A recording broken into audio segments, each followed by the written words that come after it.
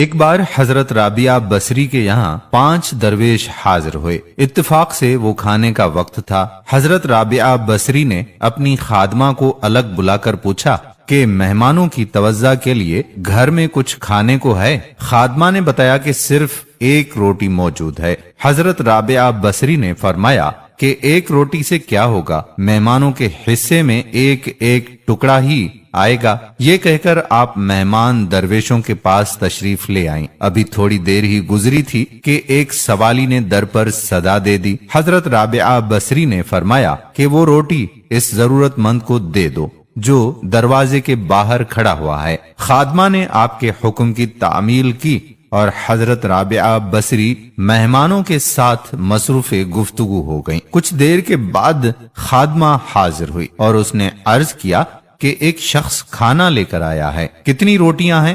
حضرت رابعہ بصری نے خادمہ سے پوچھا۔ جب خادمہ نے بتایا کہ 2 روٹیاں ہیں تو آپ نے فرمایا کہ اسے واپس کر دو، وہ شخص غلطی سے ہمارے گھر آ گیا ہے اور وہ کھانا ہمارا نہیں ہے۔ خادمہ نے روٹیاں واپس کر دیں۔ تھوڑی دیر کے بعد خادمہ نے اطلاع دی کہ ایک اور شخص کھانا لے کر آیا ہے۔ حضرت رابعہ بصری نے روٹیوں کی تعداد پوچھی تو آپ کو بتایا گیا کہ 5 روٹیاں ہیں۔ حضرت رابعہ بصری نے جواباً فرمایا کہ اس بار بھی کھانا کھلانے والے سے غلطی ہو گئی ہے، اس سے کہہ دو کہ وہ کھانا ہمارا نہیں ہے۔ اب تیسری بار ایک اور شخص کھانا لے کر آیا۔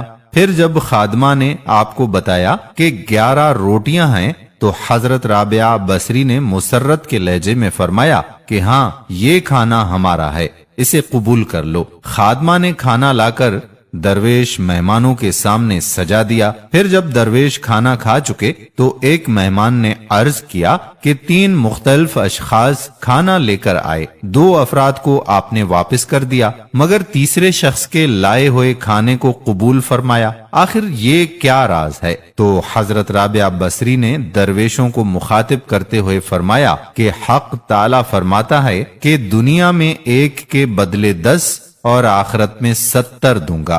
بس اسی حساب کتاب کی بنیاد پر میں نے 2 آدمیوں کو واپس لوٹا دیا اور 1 شخص کا کھانا قبول کر لیا۔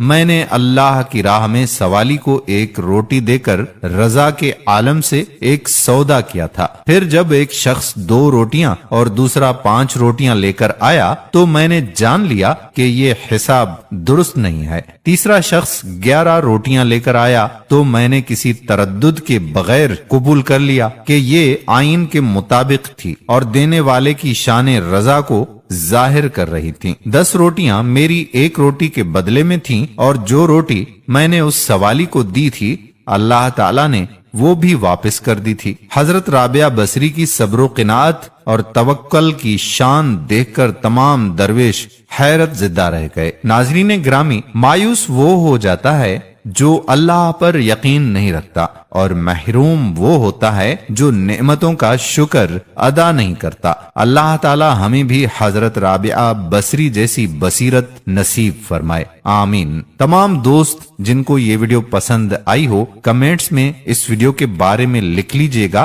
تاکہ دوسرے لوگوں کی بھی اصلاح ہو، اور اگر دوسرے لوگوں کی اصلاح چاہتے ہیں تو اس ویڈیو کو شیئر کریں تاکہ ہماری نوجوان نسل کو بھی اسلامی حقیقی ہیروز کا پتہ چل سکے۔ جزاک اللہ خیرہ۔